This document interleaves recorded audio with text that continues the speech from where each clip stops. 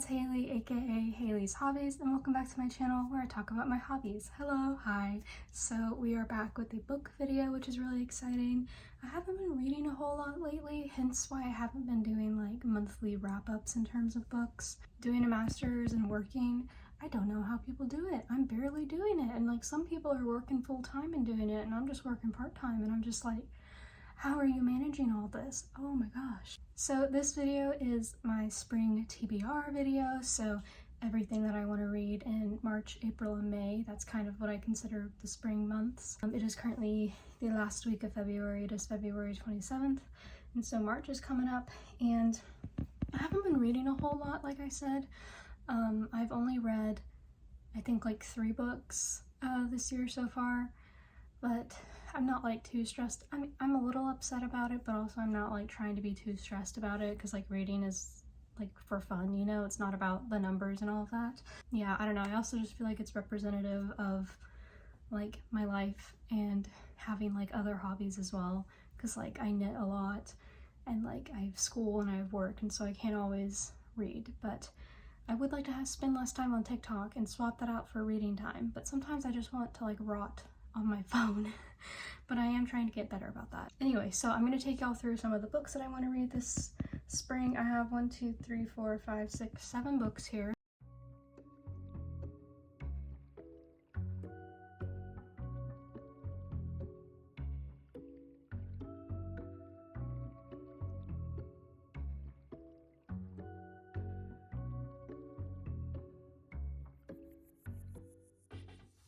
I feel like that's doable considering like my track record right now in terms of reading.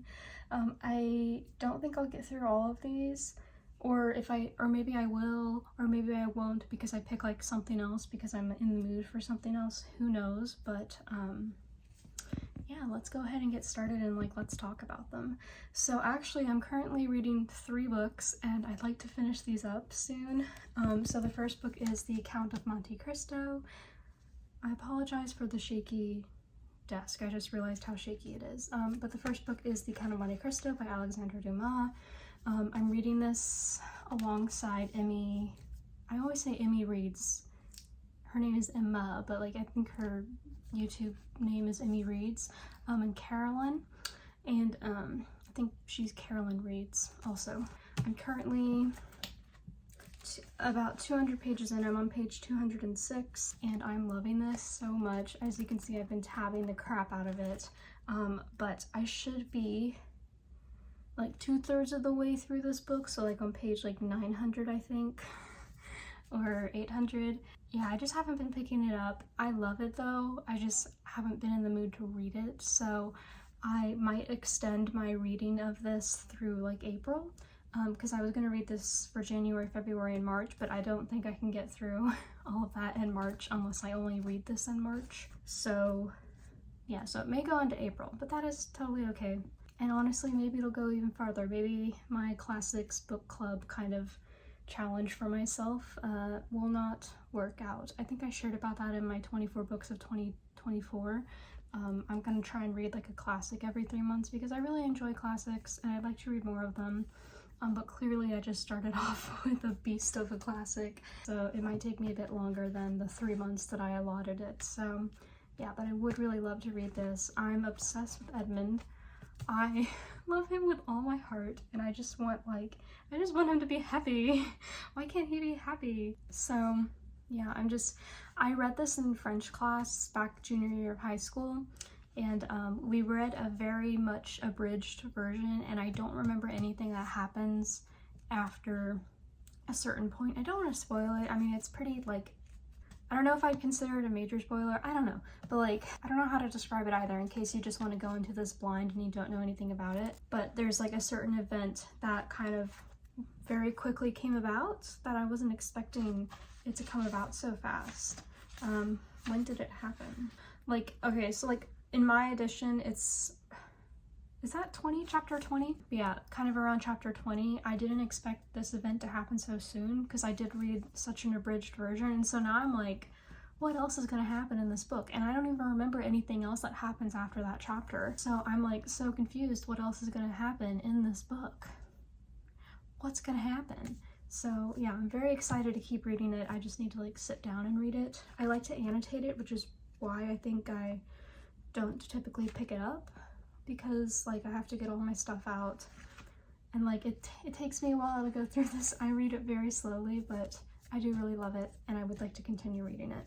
Okay, so the next book I have is a library book, so I'm gonna put a sticky note over here. This is The Valkyries Daughter by Tiana Warner. I really love this. Oh my gosh. I'm having so much fun with it. I'm about halfway through. I'm on page, or I'm about to start chapter 32. Yeah, I'm really enjoying this. So essentially it's about Sigrid, and she is on Vanaheim. It's like a Norse mythology kind of, yeah, like a book. It's Norse mythology. And so you have Sigrid, who has been born on Vanaheim, or like left there. It's not really sure, like no one really knows how she got there. And on Vanaheim, every like girl is paired with a like if you're born at the same time as like a horse, like the Pegasus horses have their horse, then like you have a cosmic bond, and so you're a Valkyrie, right? Sigrid just has like a normal, like what's it, Misgard or whatever they call it, Milfgard, I don't know, Misgard, I can't remember what it is, but she just has like a regular horse from like I think like the human worlds or whatever. And so she's like, why was I not a Valkyrie, and like all this stuff. And so right away in the book there is an attack on the realm, and like they have like this eye thing that lets them see the future, and it's stolen. Sigrid finds herself somehow aligned with like the enemy. Well, there's a reason why she's aligned with the girl, but I won't say why, 'cause it's kind of a spoiler. But yeah, so now they're trying to get the eye back. And the other girl in this story is Miriam, and it's sapphic, which makes me so happy. So like, yeah, nothing has happened between them yet, but like there's glances, and so I'm just like really excited to keep reading it. I'm almost done with it. It's been a very like fast read. It's very much like a YA fantasy, and I'm really enjoying it. So I definitely recommend it if you're looking for something that's like a Norse mythology, sapphic, like fantasy kind of thing. It's really cool. So yeah, so I'm really enjoying this, and I hope to finish it up in the next few days. I'd like to finish it before February ends, so today, tomorrow, and Thursday. Yeah, so 3 days to finish the rest of the book. So I think that's doable. So yeah, I would like to continue and finish this. So my next book is a nonfiction book, and it is currently in the book cover that I knitted. It's a little too big for, like too long for the book cover, but it is Breathless by David Quammen.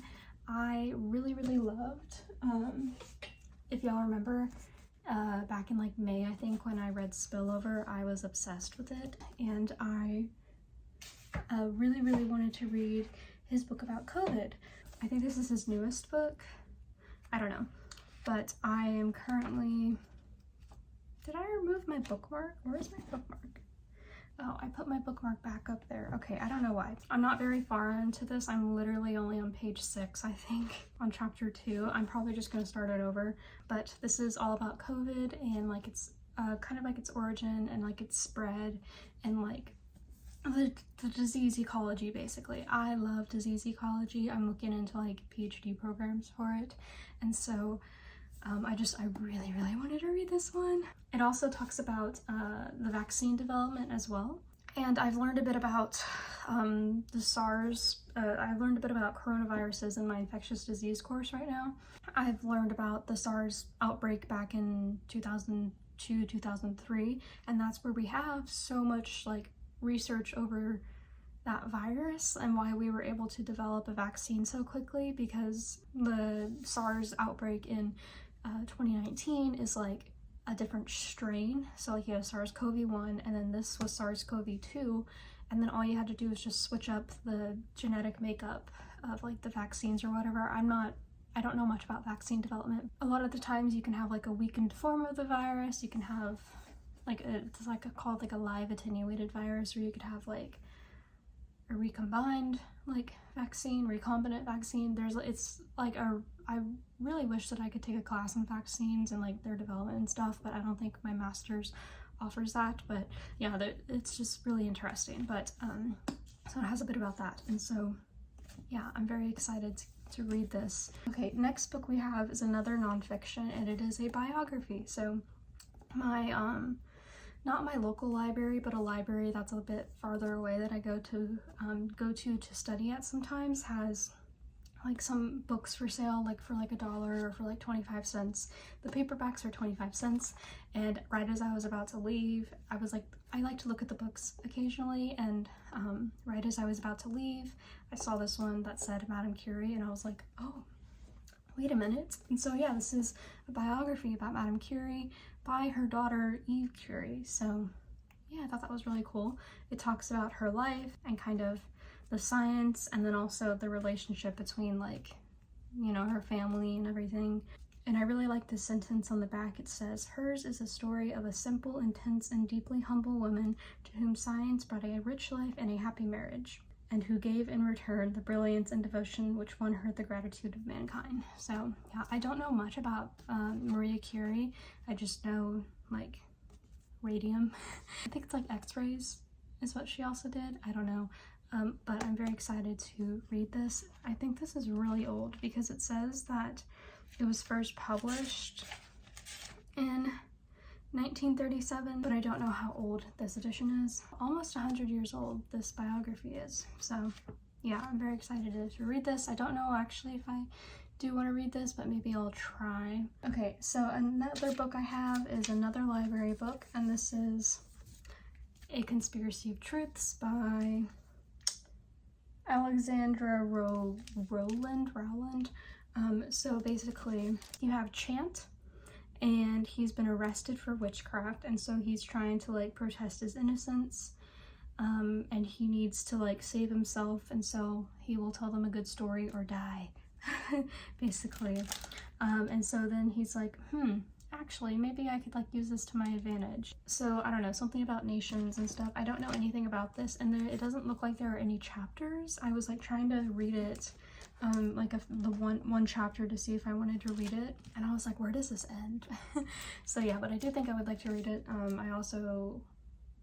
think my hold is about to be expired, so I should read it before then. So I think this will be the next book that I pick up once I finish my Valkyrie book. Okay, so next book we have is Loathe to Love You by Ali Hazelwood.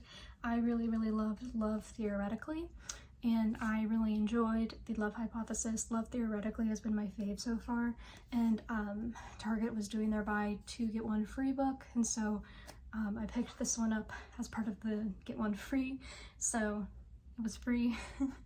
And so this is her book with the novellas. So there's 3 of them. There's Under One Roof, Stuck With You, and Below Zero. And so they're all kind of like enemies.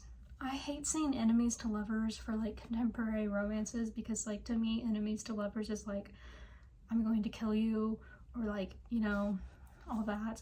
Whereas like I feel like haters to lovers is more representative, because usually it's like, you stole my stapler and I hate you.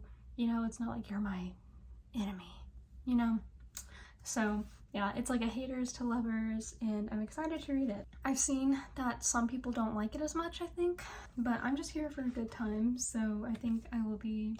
I just also love these covers. I love all the covers that she comes up with. I love like the people who do the artwork, so I really would like to read it. It's the only contemporary book on my shelf that I haven't read yet, so I would like to read it. And then last but not least, I have one more book, and this one is another classic. It's Mansfield Park by Jane Austen.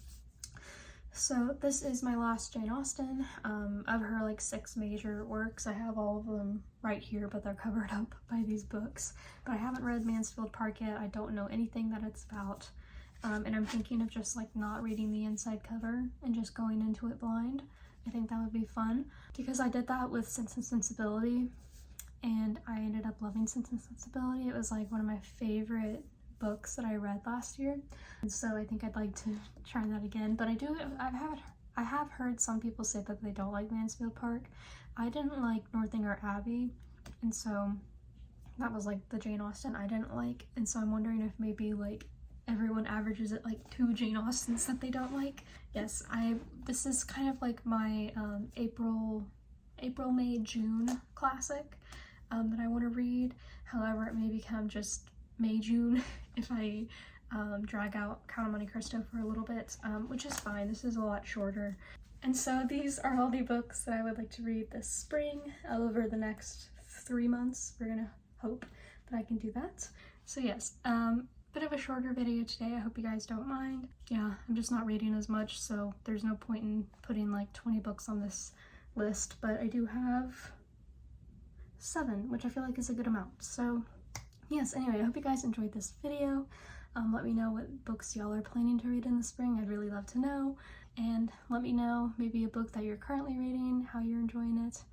I'm really loving The Valkyries Daughter, like I mentioned. So hopefully I'll have some time later today to keep reading it. Anyway, yes, thank you guys so much for watching. I hope you guys enjoyed this video. Don't forget to like, comment, and subscribe, and I will see you guys in the next video. Bye!